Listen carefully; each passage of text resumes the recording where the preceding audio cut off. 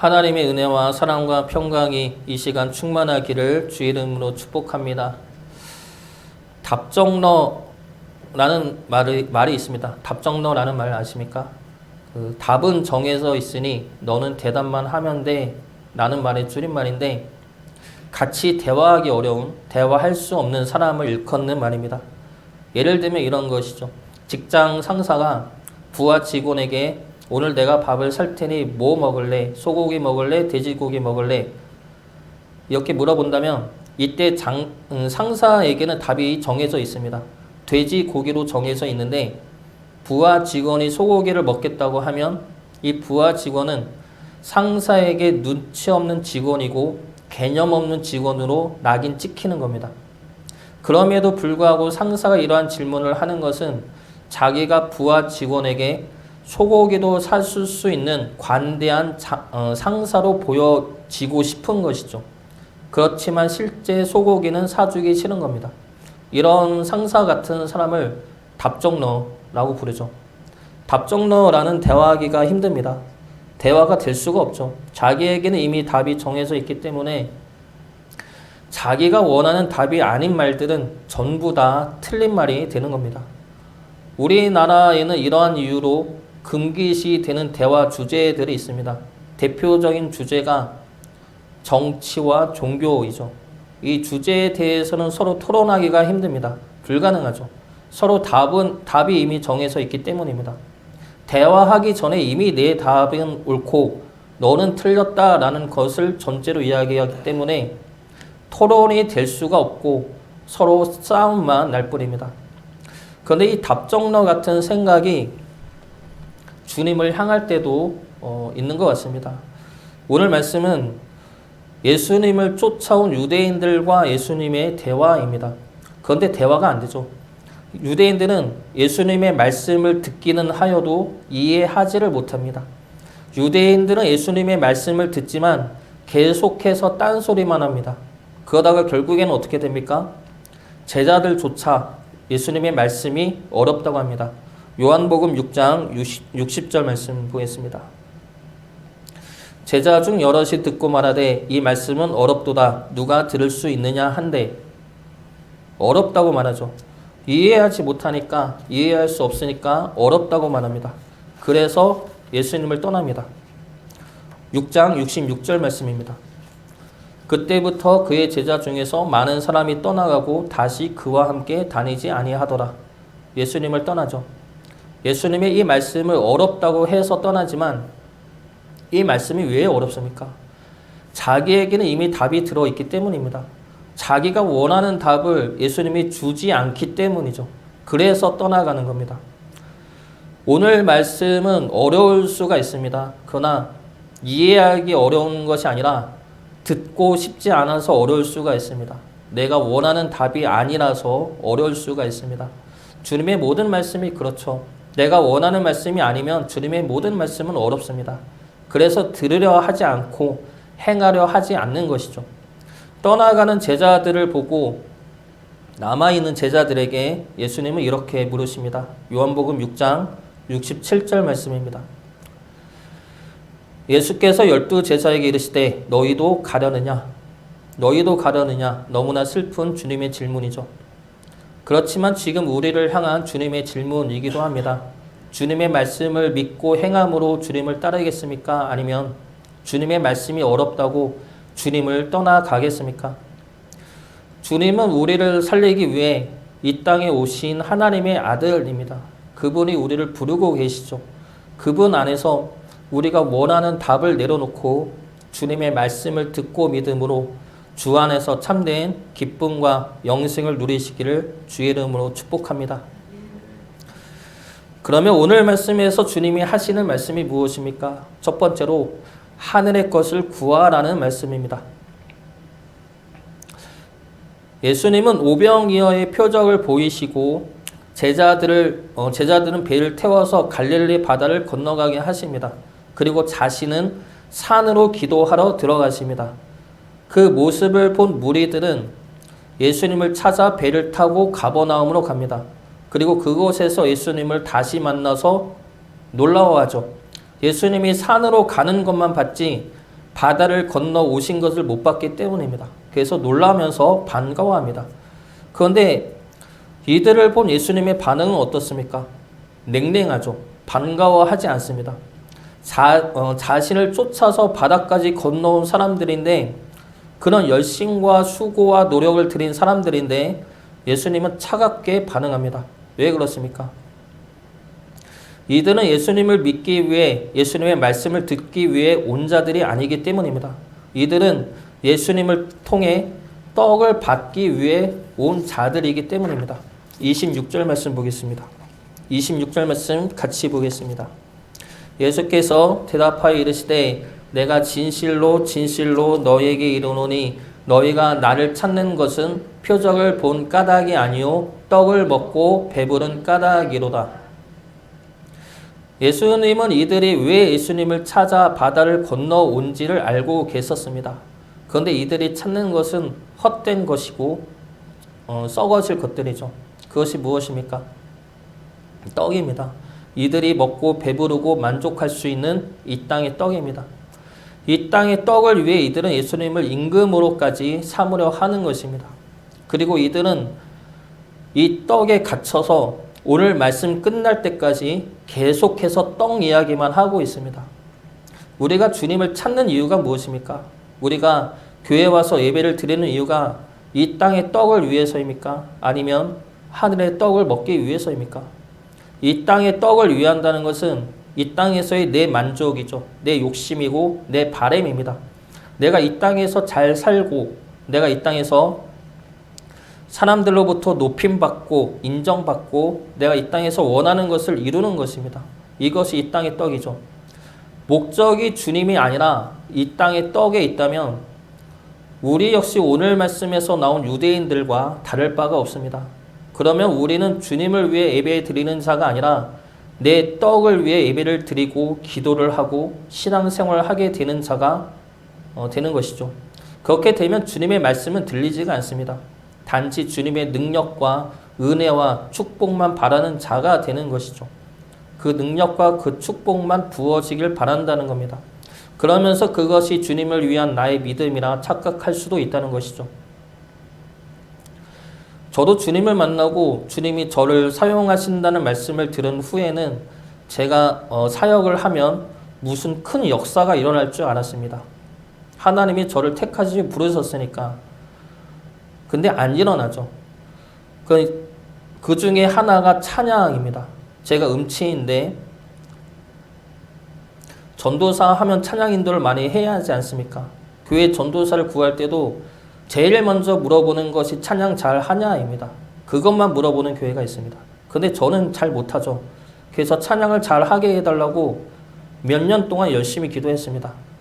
또 기도만 하진 않았습니다. 기타도 학교 선배한테 배워서 반주할 정도는 안 되고 혼자 음 잡는 정도까지 배웠습니다. 음치 학원도 다녔습니다. 반년 넘게 다녔습니다. 그래서 음치 학원은 확실히 효과가 있습니다. 그래서 엄청 나아진 것이 지금 이 정도인데 여기서 더 나아질 수는 없습니다. 찬양이 안 돼요. 부담이 되죠. 그런데 찬양을 잘하게 해달라는 것이 잘못된 기도는 아니지 않습니까? 하나님 맡기신 사역 위에서 찬양의 은사를 달라는 것인데 왜 안 주느냐 이겁니다. 그렇게 기도를 몇 년 동안 했는데 어느 날 하나님한테 이런 말씀이 들렸습니다. 나는 너한테 찬양의 은사를 주지 않았다. 그렇지만 다른 은사를 많이 주었다. 이 말씀을 듣고 내가 찬양을 잘 하고 싶은 마음이 주님의 마음이 아니라 내 마음이었다는 것을 깨달았습니다. 내가 하는 말은 찬양을 잘해서 하나님께 영광 돌리겠다고 하지만 실제로는 찬양 못한다는 말을 듣지 않고 찬양 잘한다는 말과 인정과 높임을 받고 싶었던 것이죠. 그리고 또 하나 중요한 것은 나를 하나님이 쓰시도록 내어드리지 못하고 내 생각대로 하나님의 일을 내가 하려 했다는 겁니다. 이것이 내가 잡고 원했던 떡이었던 것이죠. 우리는 우리가 원하는 떡을 구하고 잡는 자가 되어서는 안 될 것입니다. 우리가 주님을 찾는 것은 이 땅의 떡이 아니라 영생하는 하늘의 양식이어야 합니다. 27절 말씀 보겠습니다. 27절 말씀 같이 보겠습니다.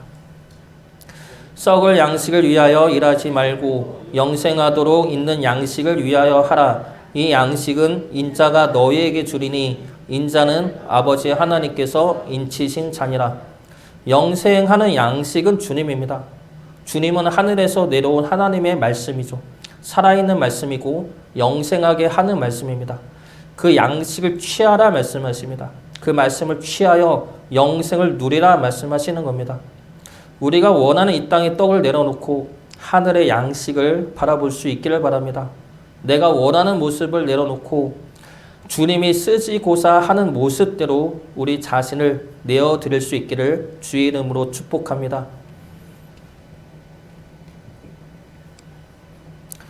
두 번째로 주님이 하시는 말씀은 주 예수를 믿으라는 겁니다. 예수님이 유대인들에게 영생하도록 있는 양식을 위하여 살라 말씀하시자 이들이 이렇게 묻습니다. 28절 말씀 같이 보겠습니다. 그들이 묻되 우리가 어떻게 하여야 하나님의 일을 하오리까? 이 말씀을 헬라어로 직역하면 우리가 하나님의 일들을 하기 위해서는 무엇을 해야 합니까? 가 됩니다. 여기서 하나님의 일은 하나님이 행하는 일들이 아니라 하나님이 우리에게 요구하시는 일을 가리킵니다. 그래서 이 질문은, 유대인들의 이 질문은 하나님이 어떠한 일을 우리에게 요구하는지 말씀해 주십시오. 그러면 우리가 그 일들을 행하겠습니다.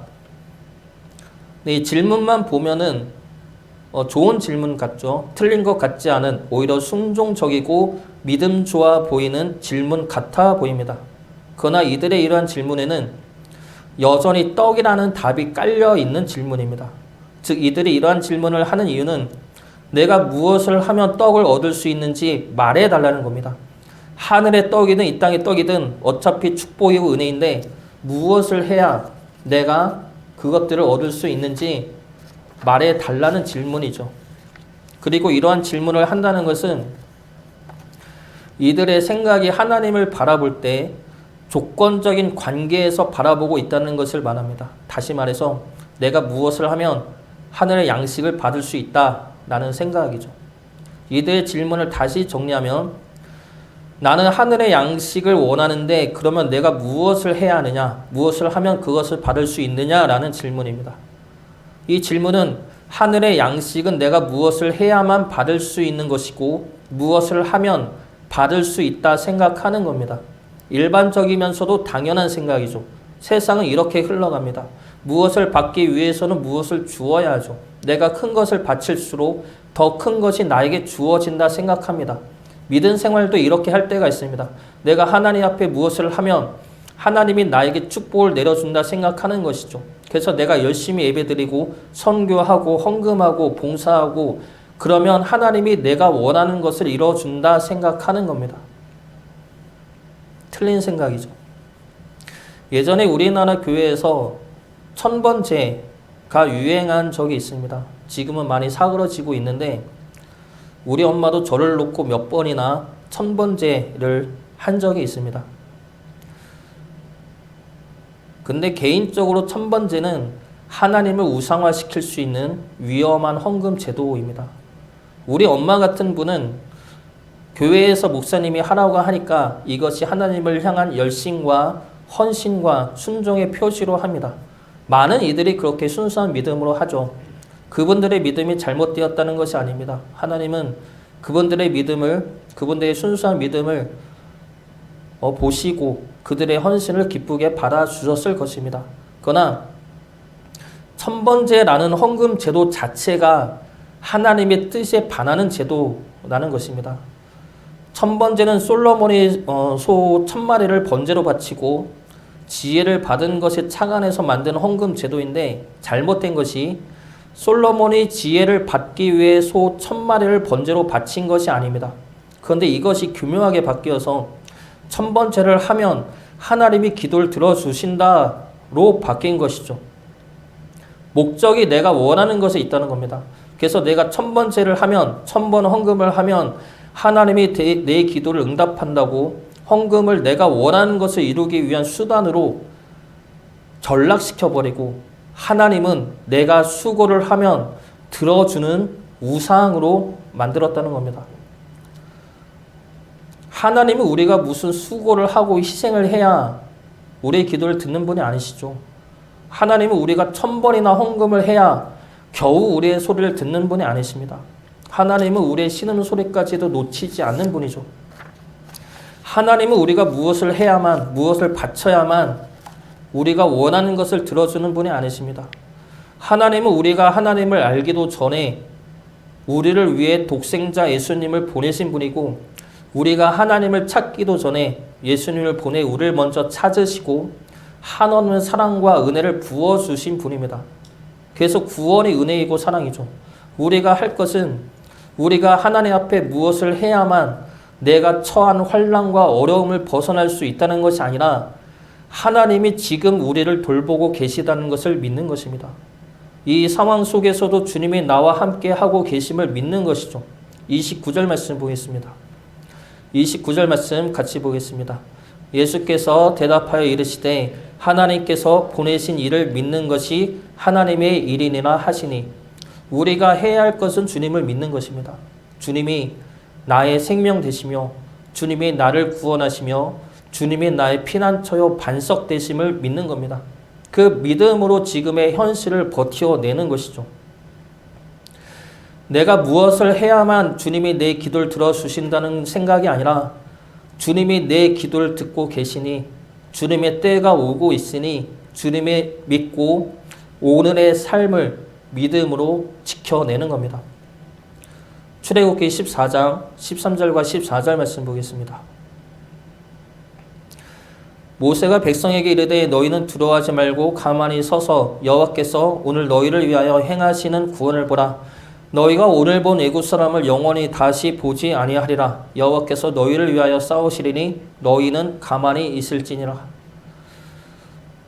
지금도 우리와 함께 하시며 우리를 주의 복된 길로 이끄시는 주님을 믿으시어 우리의 삶이 믿음의 삶이 되기를 주의 이름으로 축복합니다.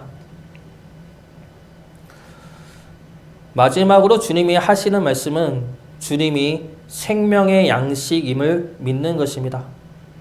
주님을 믿으라는 말씀에 유대인들은 주님에게 이렇게 질문을 합니다. 30절과 31절 말씀, 30절과 31절 말씀 같이 보겠습니다. 그들이 묻되 그러면 우리가 보고 당신을 믿도록 행하시는 표적이 무엇이니까? 하시는 일이 무엇이니까? 기록된 바 하늘에서 그들에게 떡을 주어 먹게 하였다 함과 같이 우리 조상들은 광야에서 만나를 먹었나이다. 이들의 이 질문은 이것이죠. 내가 예수님 당신을 믿을 수 있는 표적이 무엇입니까? 내가 당신의 무엇을 보고 믿을 수가 있습니까? 그러면서 하는 말이 모세는 우리 조상들에게 만나를 주었다. 당신은 우리에게 무엇을 줄 수 있느냐? 이들의 생각은 여전히 떡에 머물러 있죠.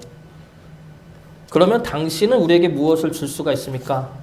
무엇을 주느냐에 따라 우리가 믿고 안 믿고를 결정하겠다라는 생각이죠. 우리가 주님을 믿는 것은 주님이 우리에게 무엇을 주기 때문입니까? 우리가 주님을 믿는 것은 그래야 주님이 우리 삶과 현실을 지켜준다 생각하기 때문입니까? 주님은 이들의 질문에 만나는 모세가 너에게 준 것이 아니라 하나님이 준 것이다 말씀하십니다. 그러면서 유명한 말씀을 하시죠. 35절 말씀 같이 보겠습니다. 예수께서 이르시되 나는 생명의 떡이니 내게 오는 자는 결코 줄이지 아니할 터이요 나를 믿는 자는 영원히 목마르지 아니하리라. 주님 당신은 우리에게 무엇을 줄 수가 있습니까? 라는 질문에 주님은 내가 하늘에서 내려온 떡이니 생명의 떡이니 나를 먹으라 말씀하십니다. 내가 너에게 주는 것은 내 자신이라고 말씀하시죠. 내 생명을 주어서 너희를 살리겠다는 말씀입니다. 주님이 우리에게 주시는 것은 겨우 떡이 아니죠. 이 땅에서만 겨우 만족할 만한 썩어질 떡이 아닙니다. 주님이 우리에게 주시는 것은 주님 자신이시고 하늘에서 주어지는 사랑과 평강과 은혜이고 영원한 생명입니다. 우리는 기껏해야 이 땅의 떡을 달라고 주님에게 요구하지만 주님이 우리에게 주시는 것은 주님의 사랑이고 주님의 생명이고 주님의 모든 것입니다. 로마서 5장 6절부터 8절까지 말씀입니다. 우리가 아직 연약할 때의 기약대로 그리스도께서 경건하지 않은 자를 위하여 죽으셨도다. 의인을 위하여 죽는 자가 쉽지 않고 선인을 위하여 용감히 죽는 자가 혹 있거니와 우리가 아직 죄인 되었을 때 그리스도께서 우리를 위하여 죽으심으로 하나님께서 우리에 대한 자기의 사랑을 확증하셨느니라. 주님이 이미 우리를 사랑하셨고 우리를 위해 십자가 죽임을 당하셨습니다. 우리를 위해 기꺼이 생명을 내놓으신 주님을 우리 또한 사랑하고 주님이 우리의 생명임을 믿어야 할 것입니다. 이 땅의 떡을 위해 주님을 믿는 자가 아니라 주님을 믿음으로 하늘의 영생을 누리는 자가 되기를 주의 이름으로 축복합니다.